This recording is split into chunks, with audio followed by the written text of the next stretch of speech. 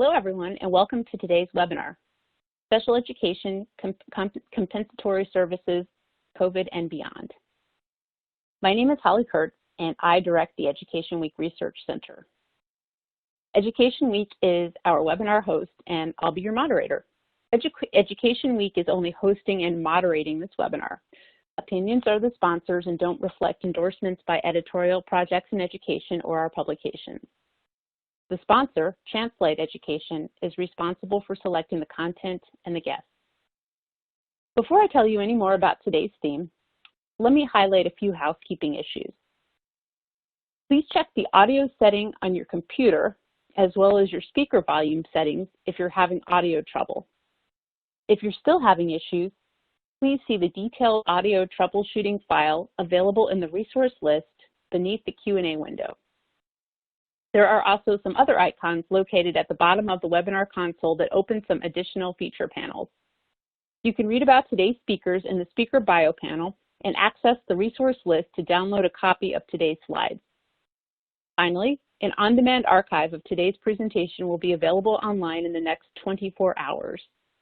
Both the archive and a free-to-download version of the PowerPoint slides will be accessible through edweek.org. Okay, let's get started now with our webinar topic, Special Education Compensatory Services, COVID and Beyond. Adapting to provide the necessary support and services for students in special education during a pandemic is an especially complex challenge. Today's webinar will address special education in the COVID era, mental health, risk management, and more. The goal is to offer strategies and tactics you can use today in your real life. 4 guests will be participating in this event. Let me introduce our first guest, or one of our guests, Dr. David Lewis. Since 2013, David Lewis has been Superintendent of Education for the Muscogee County School District in Columbus, Georgia.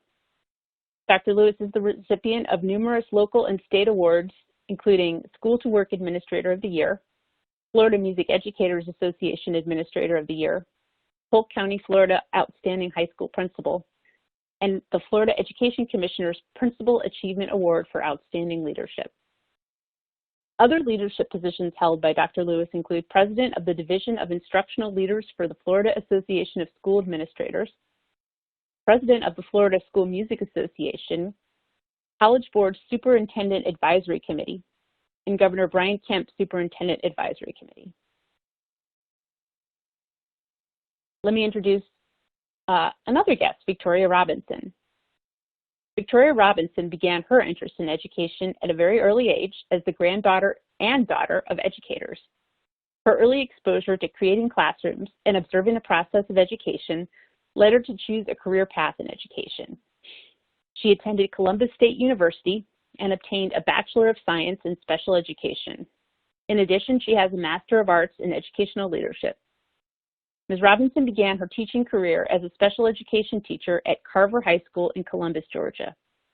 She stepped immediately into special education leadership roles, including Special Education Department Chair, Muscogee County School District Program for Exceptional Students LEA Facilitator, and Muscogee County School District Program for Exceptional Students Central Region Program Manager. She is currently Program Manager for the Muscogee County School District Program for Exceptional Students Behavior Supports. Our next guest is Mark DiConsiglio. He's Senior Vice President of Operations for ChanceLight, our sponsor. Mark has over 15 years of experience working in exceptional student education and student services.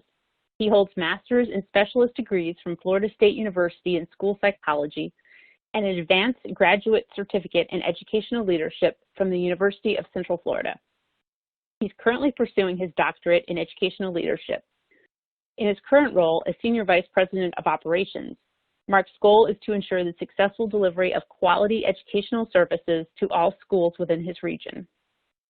Prior to his current role, Mark served Seminole County Public Schools, Florida, in a variety of capacities, including school psychologist, elementary coordinator of special education, supervisor of psychological and behavioral services, and director of autism and emotional behavioral disability services.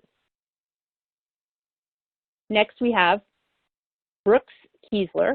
Vice President of Business Development at ChanceLight. Mr. Kiesler has more than 10 years of experience designing and implementing programs within school districts. During that time, he established partnerships with educators in more than 40 states. He earned his Bachelor of Science degree in Speech Communication from Georgia Southern University, then completed a Master's and Specialist degree in Learning, Design, and Technology from the University of Georgia. With that, I will turn things over to Mr. Kiesler. Thank you so much, Dr. Kurtz, and thank you so much for joining us today. My name is Brooks Kiesler with ChanceLight Education, and today we will be discussing special education, compensatory services, the impact of COVID-19, the transition to distance learning for students with disabilities, and the future of public education. These topics will be highlighted through the lens of our partnership between ChanceLight and the Muscogee County School District in Columbus, Georgia. First, we will give an overview of the increasing demand for special education services across our country. We will then discuss compensatory services and how to address demands for comp ed when they come, especially in light of the COVID-19 pandemic. We will then hear from Dr. David Lewis and Victoria Robinson from Muscogee County Schools to learn more about their district and how they are meeting the needs of their students with disabilities. We will introduce you to ChanceLight Education and discuss the steps we took with Muskogee to create a partnership and highlight the successes throughout the school year which have mitigated the need for compensatory services by providing FAPE. We will show how distance learning for students with disabilities can be meaningful, and we will conclude with our thoughts on the future of public education. We look forward to discussing our successful collaboration and for the opportunity of learning more about your district's needs as we embark together into a new world of public education. So as we get started, we would like to talk about the increasing demand for special education services. The number of U.S. students enrolled in special education has grown for 7 years straight. In 2018, 7 million U.S. students were identified as needing special education and related services. This is a new all-time high and accounts for 14% of students enrolled in public schools. While the rates of students diagnosed on the autism spectrum continues to rise steadily, the largest category of special education students have specific learning disabilities. Whether the continuing rise is due to more careful diagnoses or an increase in childhood disabilities, no one really knows. What we do know is that the trend is clear. The demand for special education services shows no signs of slowing down. Even as the overall demand for special education services grows, the 10-year span from 2008 to 2018 saw significant changes, including a 140% increase in the number of special education students with autism.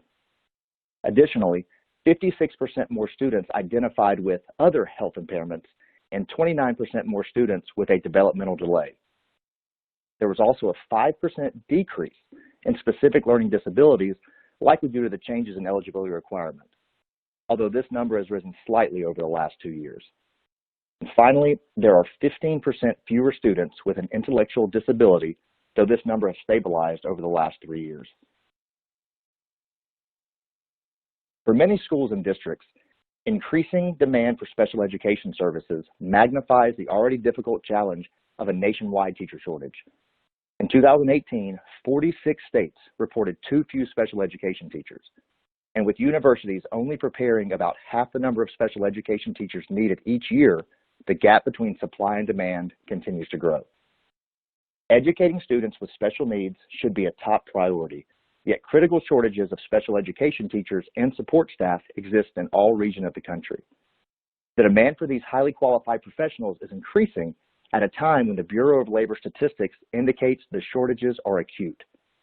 These shortages, as well as unfunded positions, impede the ability of students with disabilities to reach their full academic potential and limits the work of districts to prepare all students to be college and career ready. Personnel shortages are the result of recruitment and retention challenges. These challenges include poor working conditions, which lead to professionals leaving special education, such as excessive paperwork, unmanageable caseloads of workloads, inadequate support, and professional isolation. Also, there is insufficient funding for incentive programs designed to entice new graduate students and support them, such as loan forgiveness programs and grants. There are also fewer qualified faculty in higher education and increasing higher education costs. There's a limited supply of qualified professionals willing to work in certain communities, such as rural, high poverty, and high crime areas. And finally, certification barriers in some states limit opportunities for respecialization, relicensure, or alternative routes to certification of otherwise qualified personnel. So we've highlighted a few of the universal needs in special education. I think it's really important that we discuss a very hot topic, compensatory services. So I'll pass it now to our Senior Vice President of Operations, Mark DiConsiglio. As mentioned, he has over a decade of experience as a special education administrator in public education, handling dispute resolution, including requests for comp ed. Mark? Thank you, Brooks. When IDEA was written into law a few decades ago, lawmakers never contemplated a global pandemic shutting down schools for an extended period of time. IDEA simply wasn't built for this. Despite that, FAPE is still required during the pandemic. So let's spend some time talking about the elephant in the room, because if your district hasn't received requests yet, I predict they're coming. So first, what is compensatory education? Compensatory education services, or simply comp ed, are the educational services a child with a disability needs to make up for the skills and learning that were lost because a service wasn't provided. This can also be referred to as a denial of FAPE. Most children with disabilities have not received the instruction and services in their IEPs for nearly 3 months and counting. And schools, they're not at fault for that. But nonetheless, parents may begin asking for compensatory education services.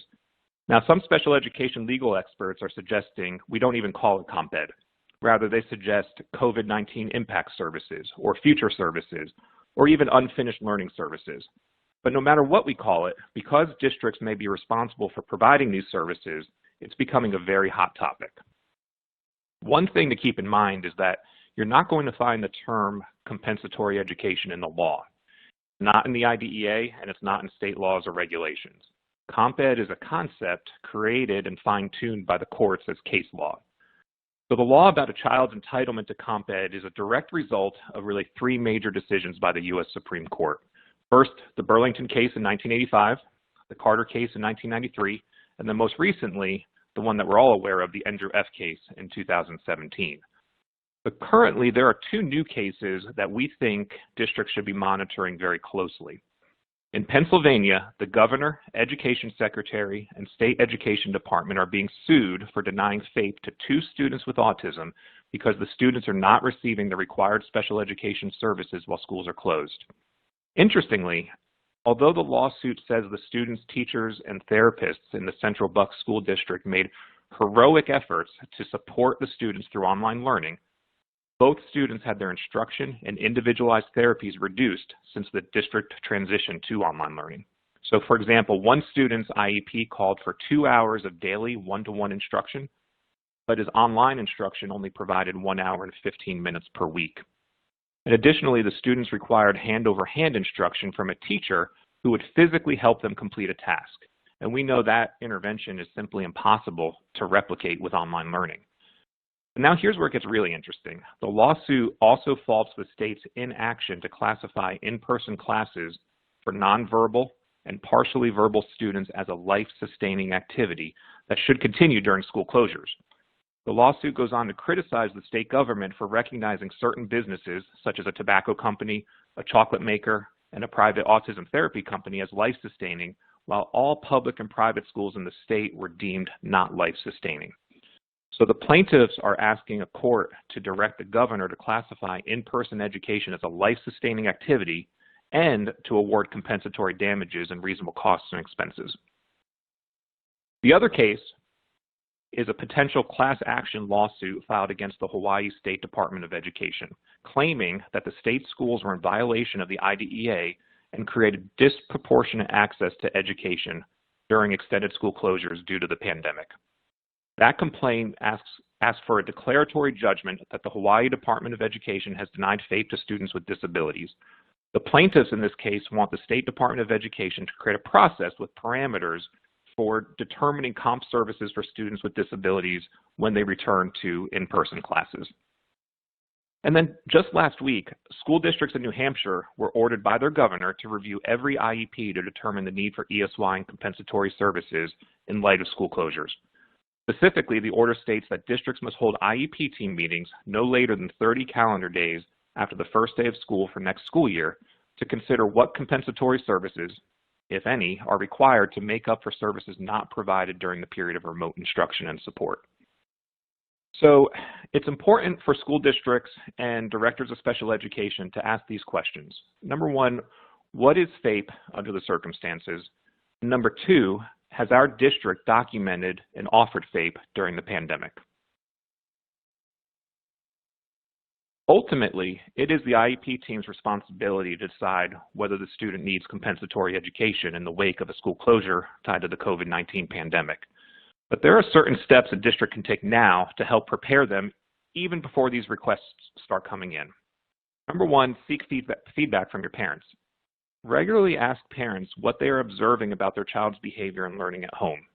Collect information about what skills the student is using so that you have data that would be similar to the data that you would collect in school. This is going to be really helpful in figuring out what the student's progress is moving forward. The number two, document your response to that information. So once you have that information, you have to respond to that feedback. If a parent tells you that their child isn't logging in when he or she is supposed to, you must find out why and respond to that. You may need to change the time that he or she is logging in or consider providing instruction in a different format if it's not working. And then finally, number three, promote patience. For students with more significant disabilities and those who require more hands-on intervention, you may need to solicit parents' patience. We suggest you start engaging in conversations now about how the student may come back to school for services. As many states are beginning to move into phase 2 of reopening, you may soon have an opportunity to start providing some services to the students with the greatest needs once your state relaxes its stay-at-home orders. But right now, school districts and special ed programs across the country are bracing for really a difficult financial situation next year. And this is concerning to special education directors because districts must demonstrate maintenance of effort, meaning funding for special education is supposed to stay consistent from year to year. And if districts don't meet their maintenance of effort obligation, they could suffer financial penalties, or what some now are calling pandemic penalties. But we know that school districts are facing two distinct but really related challenges. One, there's a lack of expenditures.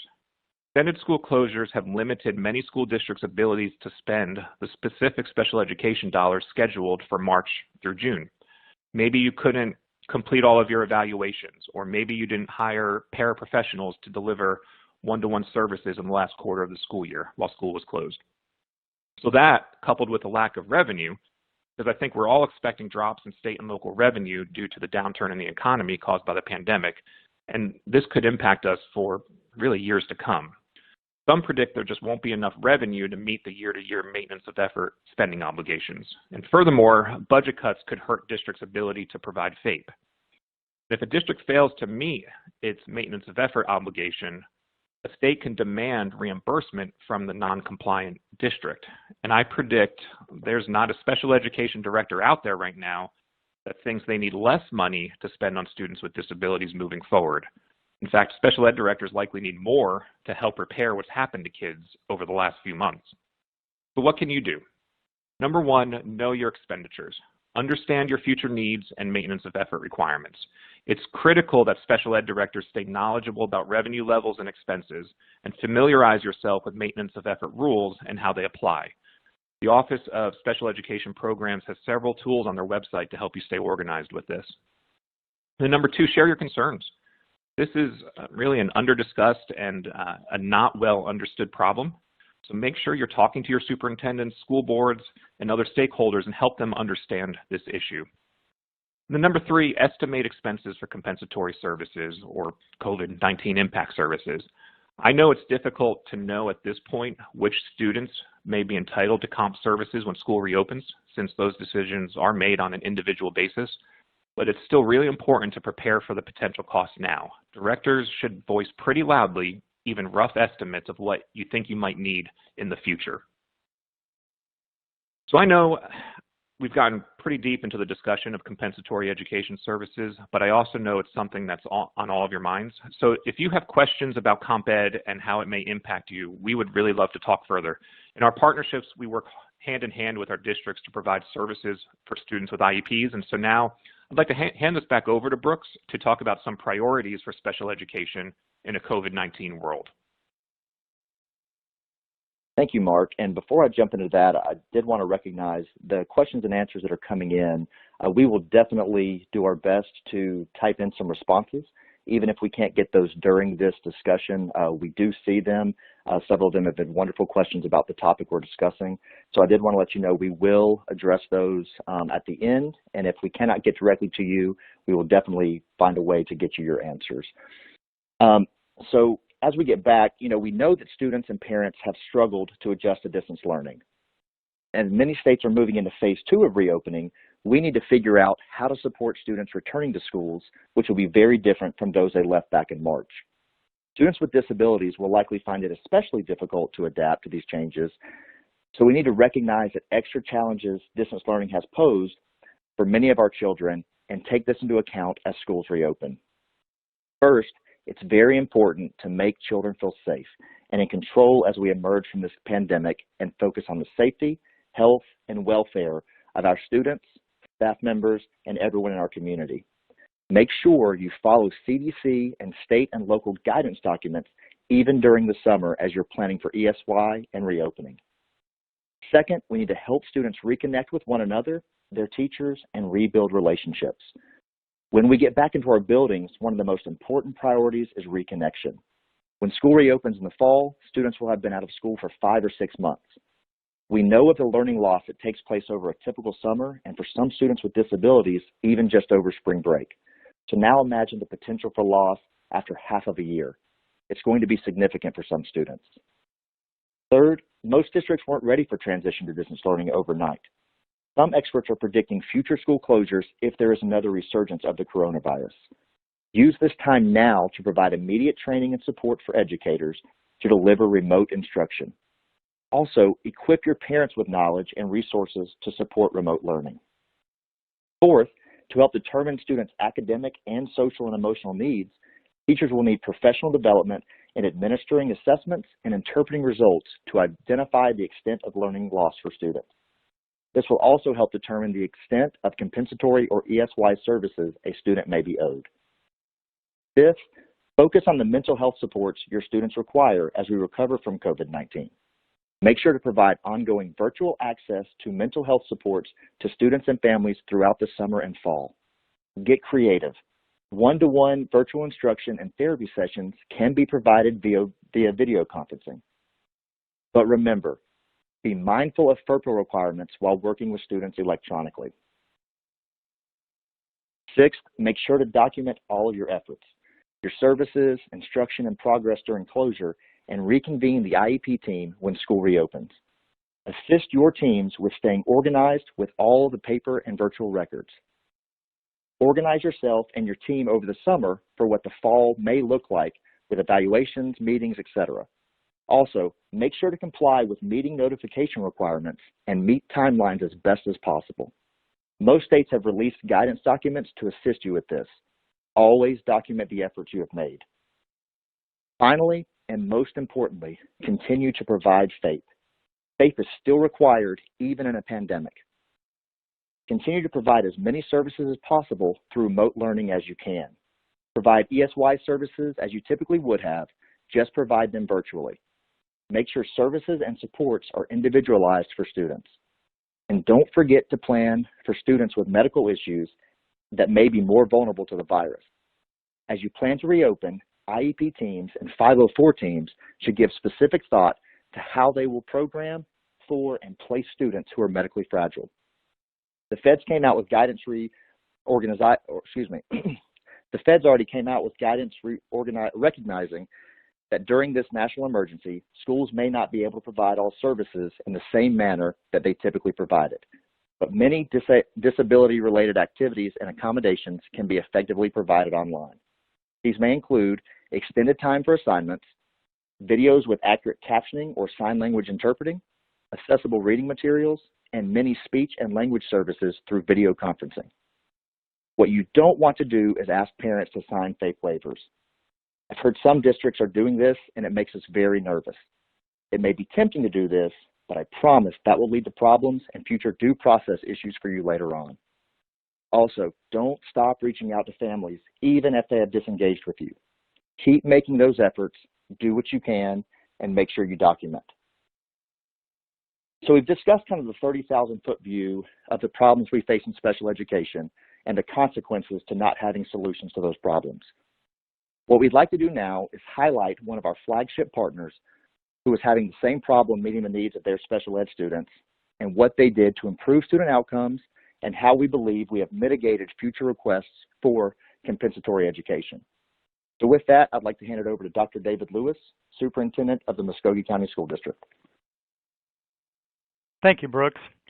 I am beginning my 41st year as a public school educator and my 8th year as the superintendent for the Muscogee County School District.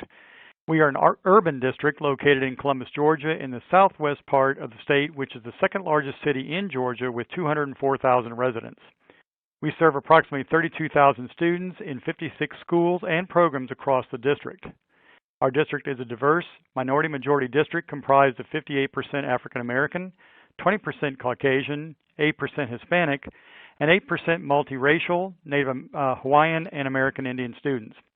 We also have 78% of our students qualify for free or reduced meals, so we have many of the same challenges and opportunities of school districts throughout the country. Columbus is also home to Fort Benning, which serves as the U.S. Army's Maneuver Center for Excellence for the Armored Division. This results in a great deal of transiency as military families come and go for training at the installation, but as you might guess, it is also a large contributor to our local economy, so it's incumbent upon us to ensure that we continue to be a highly requested assignment within the Army. We are told by the staff at Fort Benning that one of the reasons for which the high demand is for our district's variety of academic programming and services to address the interests and needs of their children. With that in mind, it is our mission as a district to inspire and equip all of our students to achieve unlimited potential, and our vision is to be a beacon of educational excellence where all are known, valued, and inspired. To that end, we are committed to building a true continuum of services and learning for all of our students, to include the over 5,000 special education students served through our program of exceptional students. That is who we are as a district, and I will now pass it over to our Behavior Supports Program Manager, Victoria Robinson, who will discuss the issues we were having and how we address those needs. Thank you, Dr. Lewis. In 2018, under the leadership of Dr. Lewis, our superintendent, and Dr. Angela Vickers-Ward, our Chief Student Services Officer, the Program for Exceptional Students began reviewing services and supports that we were providing to students with disabilities. Before we jump in, I'd like to do a quick activity with you. Please fill in the blank to these statements. If a student can't read, most of you probably said teach them. If a student can't spell, most of you probably said teach them. If a student misbehaves, Many of you might have said discipline them, and if you might have said teach them, followed with a but how. The key to finding success with this population of students is to recognize that these students do not have coping skills or replacement behaviors to use, and misbehavior is a form of communication. As professionals, we have to identify the why of the behavior or the function and create an individual plan around that student to teach them how to communicate, cope, and use replacement behaviors. As the experts like to say, using applied behavior analysis. This shifts the thinking that special education is a classroom or a place, but special education is providing services across a continuum. My charge as PES Program Manager during this time was to review services and supports for students who exhibited behavior skill deficits that impeded their learning. What became overwhelmingly clear to me was that our students had an array of skill deficits that manifested in a range of behaviors from task refusal to extreme verbal and physical aggression. These students had varying eligibilities, but the common factor was that their behavior skill deficits impeded their learning and often the learning of others. Many of these students had mental health diagnoses that were going unaddressed outside of school, thus causing additional struggles for the students. The number of students exhibiting these deficits had drastically increased over 3 years, but supports and services had not changed. This led to a higher rate of student suspensions, coupled with parent, teacher, and administrator frustrations.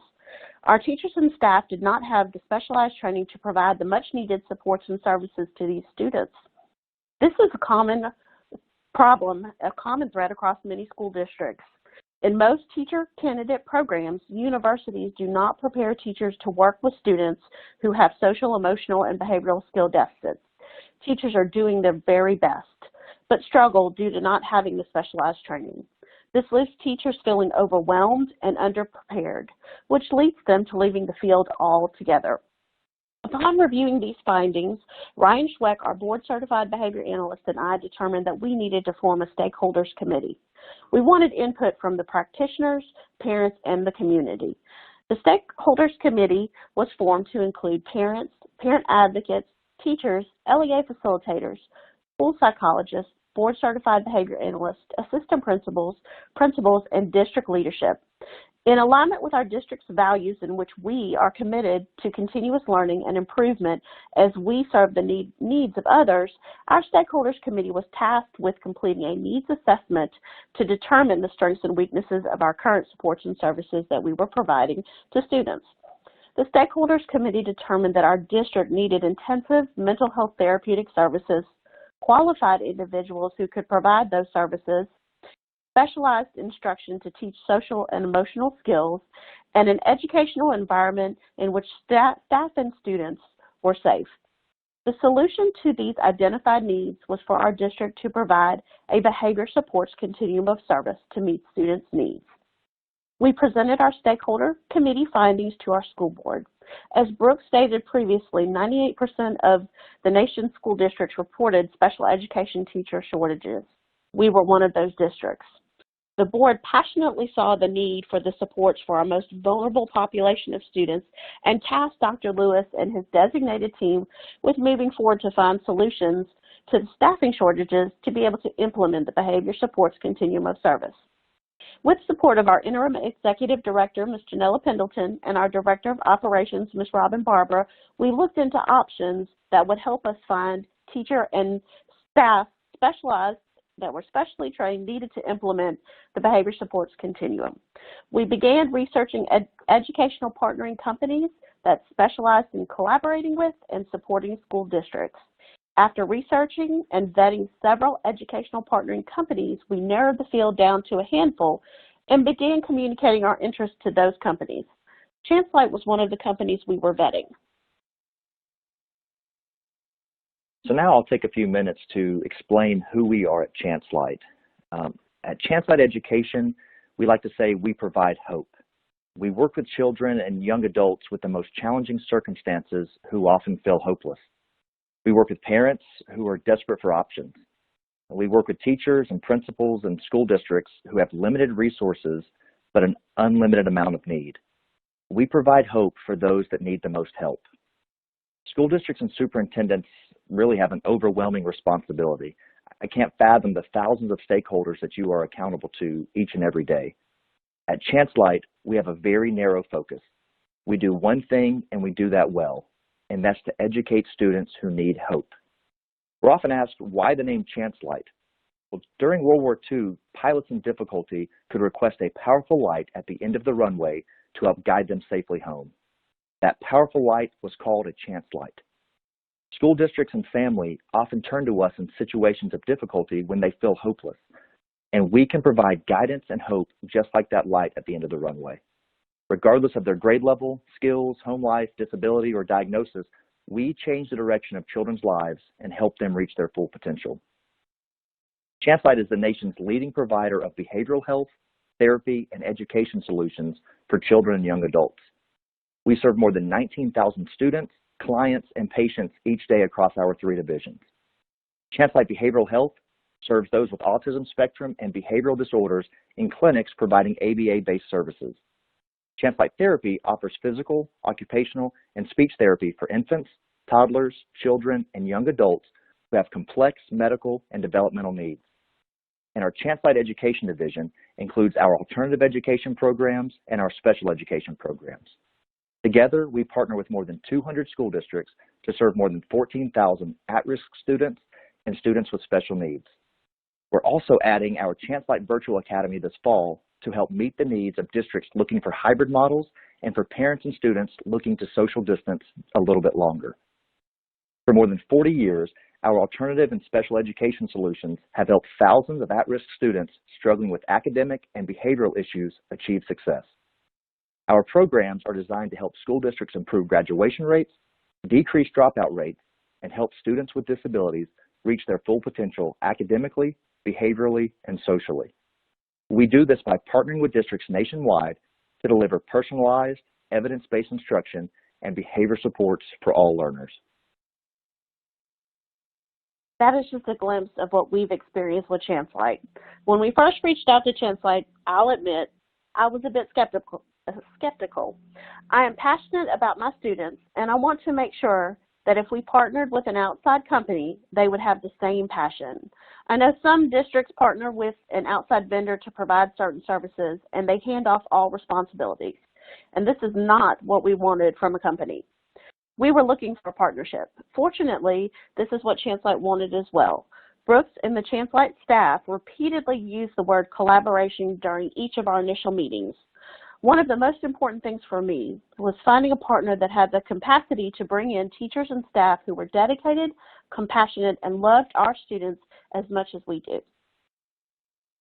And Victoria, that was one of the key reasons that we wanted to work with you and Muskogee, because of the love and compassion that we saw from your special education department. You know, when we first met, there was a broad discussion of the problems you were facing within your district, but as we worked together, we were able to focus on the greatest area of need, which for you was your population of students with emotional and behavioral skill deficits. Not only did you illustrate an increasing number of students with disabilities in your district, but also an increased level of intensity of the problem behaviors and mental health needs that your students were exhibiting. There was also a tremendous need for finding qualified staff, as I think you were 40 special education teachers short across your district. So as we created a game plan together, our goal was to provide supports and services to this population, meeting the needs outlined in their IEPs with the objective to improve behavior and transition students to a less restrictive environment.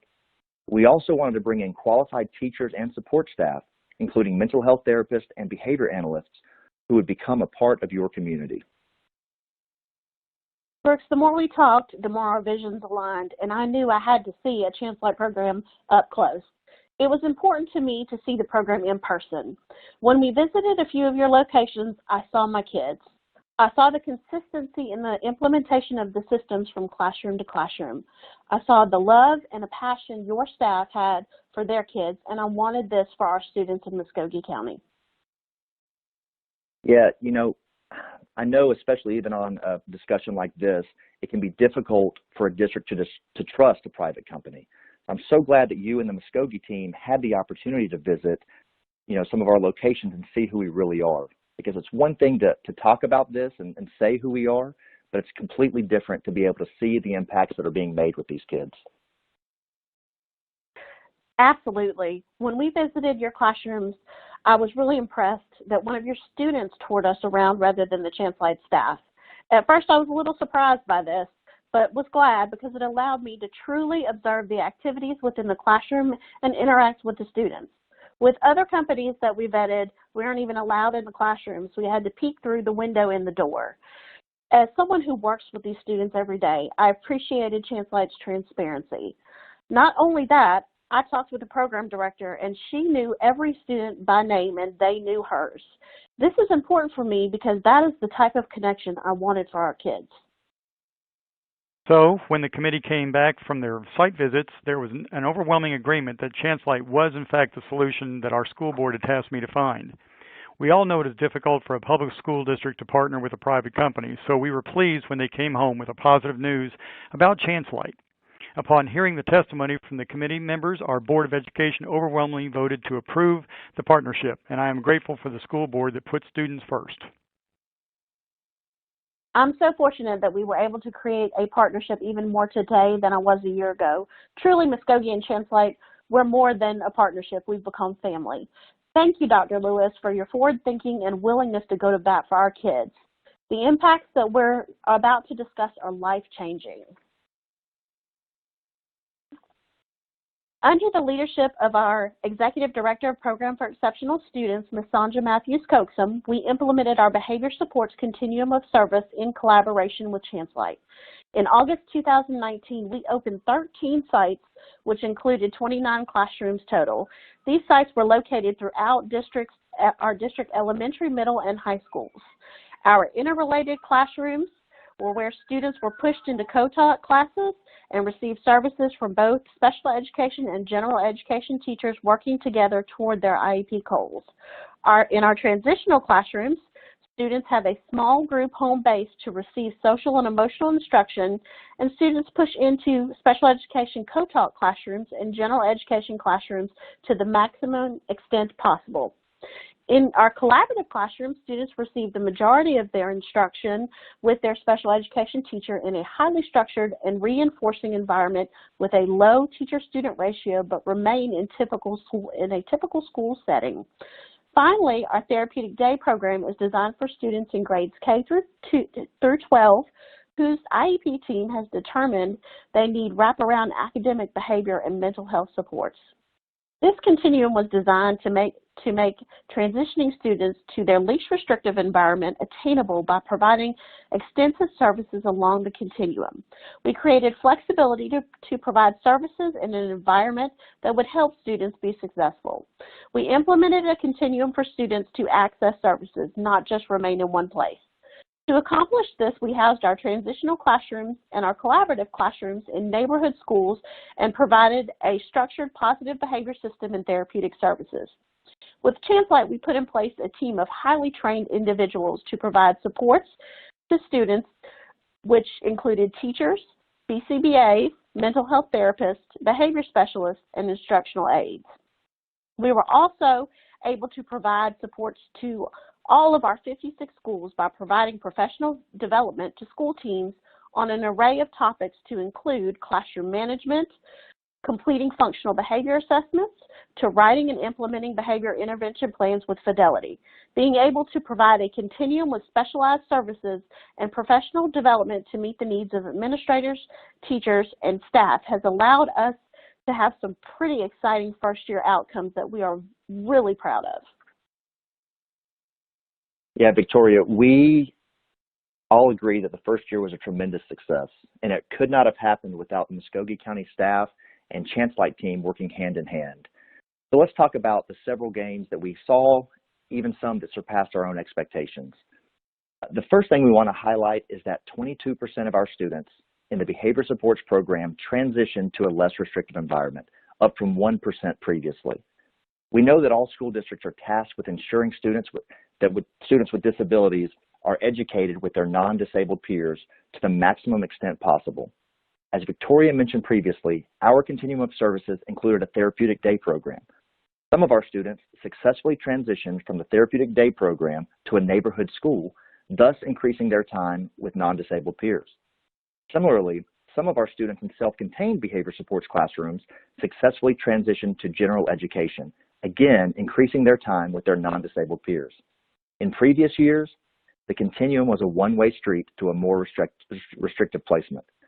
Of all of our outcomes, this one's the one we're most proud of because our biggest goal is to increase students' independence and ability to access instruction. We also saw 11% of our students in the Behavior Supports Program return to their home school. The next number we want to talk about is our out-of-school suspensions. Like most districts, this was a concern of Muscogee's as the way to handle disruptions in the class was to suspend. We know that there is a correlation between out-of-school suspensions and dropout rate, and even one suspension in 9th grade exponentially increases a student's likelihood of dropping out of school. Additionally, Muskogee faced challenges with disparity in their suspension rates for students with disabilities and students of various race and ethnic backgrounds. Because of our emphasis on positive behavior interventions and supports and providing clear and consistent expectations, we were able to decrease out-of-school suspensions by 68%. Our goal is to strike the right balance, maintaining a safe learning environment while providing age-appropriate disciplinary responses to support the student's personal growth and that align with our core purpose, to help students reach their full potential. Because of the safe, orderly learning environment and our commitment to mental health supports and social work, our average daily attendance increased by 40% in our first year. Another highlight that we're so proud of is the 100% graduation rate of the seniors within the BSP program. Although there's a small number of students, these students worked hard and overcame the odds to graduate. The most recent graduation rate for students with disabilities in Georgia was 36%, and it's even lower for students with emotional behavioral disabilities. This is not unique to Georgia. It's a sobering statistic for school districts across the country. So we are really excited and proud of these students. And although we're sad we were unable to celebrate with them and their families at graduation, we enjoyed a virtual celebration because we wanted to let them know how big of an accomplishment this was. Finally, we are so excited that 97% of our teachers and staff have indicated they are returning for next school year. 97%. As we mentioned earlier, we know there's a high turnover rate, especially in special education staffing. This is a testament to the training and support we provided to all personnel, as well as our staff's love and passion for these students. This is a huge benefit for us because it will limit the amount of time spent recruiting, and we can focus on continuing to train and develop our current team. This continuity will also help support our students when they return to school after this extended school closure. So there are a few additional outcomes that aren't necessarily measurable, but we feel they're worth mentioning. To successfully prepare students for post-secondary options, it's imperative that students acquire social skills in addition to content learning. Social skills instructed is incorporated into all aspects of the school day, utilizing evidence-based curriculum and instruction, including small group discussion, role-playing activities, and embedding skills training into academic instruction. Additionally, all students in the program received access to mental health services, including individual and group counseling per their mental health therapist.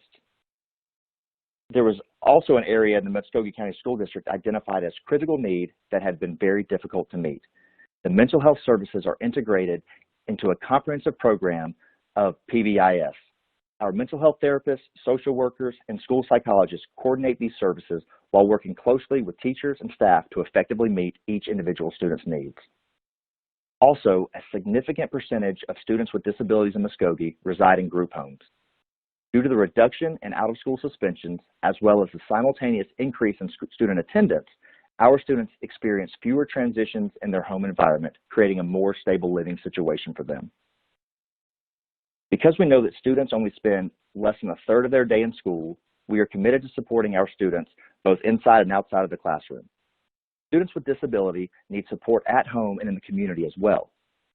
So we developed and initiated a monthly Parent University series to support students and families outside the classroom by providing specific educational trainings and resources. When the COVID-19 global pandemic hit and the governor's executive orders closed schools for the year in March, we recognized that our students and families needed our support more than ever. In response, we took our Parent University online and created a menu of trainings that parents could access day or night. Finally, a challenge that all school districts have is safely transporting students with disabilities to and from school.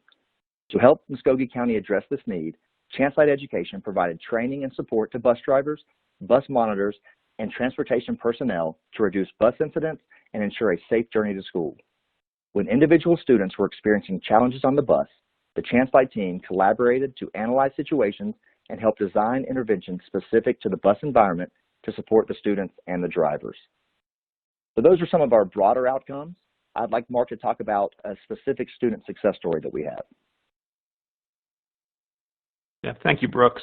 And we are so proud of the successes we have shown. And speaking of these successes, we have received permission from the parents of one of our many promising students in the program who's extremely grateful for the progress he's demonstrated thus far. So this is our friend Anthony, and Anthony was a second grade student enrolled in a collaborative ChanceLight classroom in Muskogee County this year. At the beginning of the school year, Anthony demonstrated continuous aggressive and self-injurious behaviors toward his peers and adults and high-magnitude disruption. However, his teachers quickly realized that Anthony possessed great academic potential. By developing an intensive individual behavior intervention plan and collaborating with Anthony's guardian, teachers and staff were able to support Anthony in becoming a more effective manager of his own behavior. And by implementing a consistent behavior management plan, providing one-to-one support during challenging assignments, and communicating that teachers and staff cared for him through the good days and the bad days, Anthony began making significant academic and behavioral progress. Anthony thrived off the positive praise and the loving relationships from peers and teachers, And really, for the first time in his life, he was proud of his own accomplishments. By March, when school closed due to the pandemic, Anthony was able to earn level 5, which was the highest level on the class-wide behavior system on a consistent basis. He was earning over 90% of his daily points, completing academic work, using more appropriate coping strategies, accepting feedback, and interacting with his teachers and peers appropriately. His teacher, Mr. Knobloch, reported, "Working with Anthony has been one of the biggest highlights of my career so far, and I look forward to seeing his continued growth in his upcoming years." So all of us in Muskogee County and ChanceLight are so proud of Anthony and his accomplishments, and it's very important for us to have the feedback not only from the students and staff, but our parents as well. At a December board meeting, parents in the community had the opportunity to speak out about the impacts of ChanceLight Education on their children, and we wanted to take a moment to share a brief video from that meeting. On your side, this is News 3 Night Watch. Parents sounded off tonight about a new special education program designed to help their children instead of suspending them. The school board approved bringing ChanceLight Education into schools for 3 years with a $17 million price tag. From there, ChanceLight team members say they went straight to work by hiring and training teachers. On the first day of school, they opened 29 classes at 13 different behavior support sites. Throughout the semester, they continued to train teachers and also held meetings with parents to learn more about their child's educational program. Parents at the school board meeting thanked the board for the program that they say fits all of their children's needs. They give him special attention so that he can do the work, and if he has a bad day or he's having some challenges that day, they can help walk him through that. He can work that issue out and return to the classroom, which is what we want, rather than having him suspended. Because of the wraparound services that ChanceLight provides, where there's so many people that are there that are therapeutically trained and they understand how to de-escalate a child, then it gives my son specifically the opportunity to learn more often, and that gives him a better chance to actually graduate. ChanceLight officials say they were able to move 22.3% of Muskogee County School District students to a less restrictive environment. That was certainly a great evening. We have certainly discussed many of the successes that we had during the 7 months of our school year this year, but now we would like to also highlight the challenges that we faced, as well as how together we approached continuing instruction during a historical global pandemic through this partnership with ChanceLight. Like most districts, our initial school closure occurred in mid-March 2020 in response to the COVID-19 health crisis. At this time, we thought it would be a brief closure through spring break, perhaps, and return to school in April. Through our partnership with ChanceLight, we continued instruction during this designated school closure through digital and print resources provided to our students.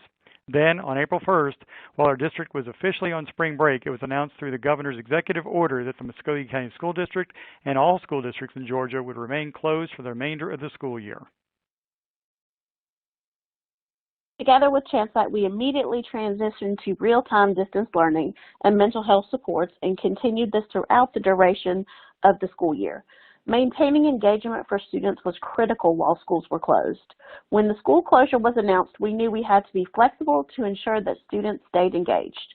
We developed a system for daily communication between teachers and students to help support them with their work. We reached each student based on their individual and family needs. Based on those needs, communication and instruction was delivered via online platforms such as Zoom, parent phone contacts and email contacts. Due to parent schedules, many touch points happened during the day or in the evenings. We worked around family schedules to maximize student progress. The goal was to continue providing our students with the same level of individualized instruction. It just looked a little different.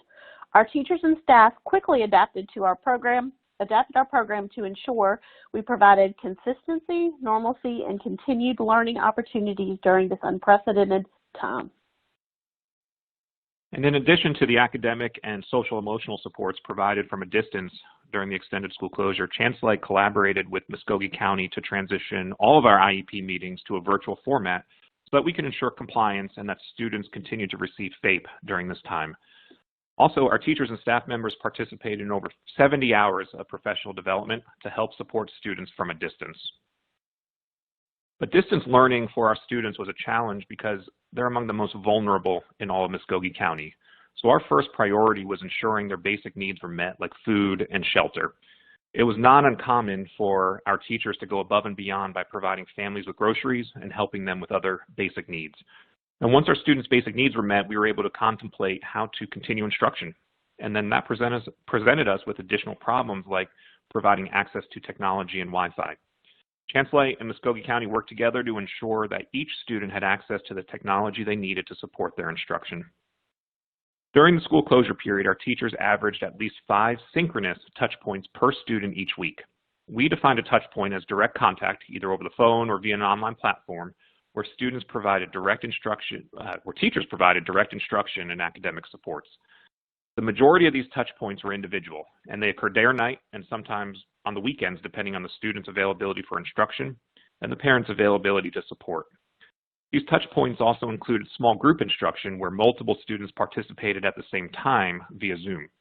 This was really helpful in continuing social skills instruction and even simply allowing students the opportunity to occasionally socialize with their peers while they were sheltered in place. We also knew we needed to emphasize our students' social and emotional needs. When the distance learning period first started, we found our students were really excited about this new format, but not surprisingly, the novelty quickly wore off. So it became increasingly important to develop strategies to motivate our students to continue learning. Our teachers and behavior support staff worked with our families to adapt our classroom management systems that we use every day in our classrooms to the home environment and developed unique incentive programs to keep our students motivated. Our mental health therapists and our social workers continue to provide individual counseling, group counseling, social skills instruction, and many of our students will continue to receive these supports through the extended school year. So we're so excited about these successes that we've had during the regular school year, as well as our successes with the changes due to COVID-19. But speaking of these changes, Brooks, can you talk about what might be on the horizon for the next few months for education? Absolutely. You know, we all know that changes are coming. Schools will not look the same as they did in March when we closed. We believe we built a good foundation in Muskogee and in our other partnerships across the country, and now we must prepare for what's next with reopening. So let's turn our attention to the next, say, 6, 12 months and beyond. Many parents are concerned with their child's safety when returning to school. Similarly, many of our teachers and school staff are concerned as well. How will kids maintain proper social distancing if required? We believe there's a potential for lower teacher-student ratios, whether that means a hybrid model, staggering start and end times for the school day, or holding school in shifts. We feel that the general education population might look a little closer to our special education model of fewer students in the classroom. 12, 10, even 8 students in a classroom could become the norm. This has the potential to put a larger strain regarding teacher shortages across the country. We also think this could lead to an increased focus on attainment versus seat time. Rather than simply focusing on 180 days of instruction, the focus could shift more toward mastery of content. This could create more fluid movement for students through grade level content, allowing them to progress at a more rapid pace or take more time when needed. This could also lead to the nature of the school year changing as well. It is possible that year-round schooling will find greater acceptance with extended vacation and adjusted attendance requirements found in the winter months to promote physical distancing during flu season. All 3 of these areas will create a greater need for partnership between public school districts and partnering education companies who specialize in areas that are difficult for school districts to provide. As we mentioned before, at ChanceLight, we have a very narrow focus. We work with students with the greatest needs, whether they are students with disabilities or students at risk of dropping out, and we do it very well. As we are looking into the future, as we just discussed, we believe we are already meeting those needs. As shown through our partnership with Muscogee County, we were able to meet their demands to bring in qualified special education teachers and staff. We were also able to work with the students in smaller classrooms with a lower teacher-student ratio while focusing on attainment. Even with a disrupted school year, our students were able to make significant progress toward meeting their goals and objectives outlined in their IEPs. As we know, many of you are concerned with compensatory services. Through our partnership, we were able to mitigate those requests from parents and advocates due to our seamless transition to distance learning and continued engagement of students during closure. We will also be implementing ChanceLight Virtual Academy in the fall to help districts serve students who are looking to continue distance learning. So as you continue to examine what the new school year will look like for you and your district, and you identify the challenges you are facing, please reach out to us at ChanceLight, and we can work together to problem solve and create solutions to the problems you are facing. Now, I'm looking at the clock now, and we're right at 60 minutes. But as we conclude our presentation, we did want to include a few of the questions that we received during registration to go over. So if you'd like to stay on for just a couple more minutes, we would like to highlight a few of those. And what I can do is we can take the first one, and I'll just go around our panel. So for Dr. Lewis from Mississippi, how do I make sure students understand that they are safe even after coming to school? Well, that's an excellent question, and I believe that educators need to take into consideration the functioning level of the students they serve. For example, older students and students with milder disabilities, in most cases you'll be able to discuss with them the extraordinary efforts your school has taken to keep them safe. But for younger students and for students with more profound disabilities that may impact that cognitive functioning levels, you may need a different approach by modeling safety precautions, perhaps using social stories and other strategies that are in your toolbox. Okay, great answer, Dr. Lewis. And so if you want to take this one as well from New Jersey, how do I effectively meet the needs of IEP students in a hybrid/remote learning situation? Well, we found the most success with our distance learning incorporated synchronous or real-time online learning. Of course, this depends on your student's ability to engage and maintain attention, but when students are able to access synchronous online learning, we found that to have a much greater success level than with asynchronous learning. Perfect. Okay, great. And Victoria, I just saw a question pop up that looks like it goes, how do we deal with parents who are not responsive to IEP mandated services? There's a question that just came in. How can we be held responsible for therapy services when parents do not respond to our session request? So do you want to handle this question? Absolutely. That's a great question. So you continue trying and you document those efforts. I think most importantly, you want to find out or figure out, why they're not responding or why they're not responsive. Maybe their students needs a lot of support, and the parents work during the day. You can maybe try to adjust your schedule.